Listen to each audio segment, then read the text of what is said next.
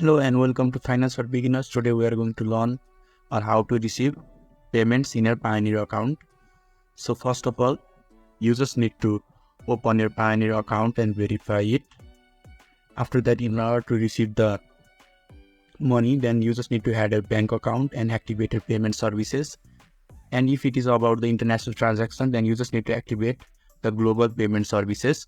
So after that, in the left hand side, there is the get paid option right below the home. You just have to click here. After that, there is the receiving amount section. You just click on the receiving amount section and you will create your account here. And after that, you will just send the details of the receiving account to the person that is sending you the money.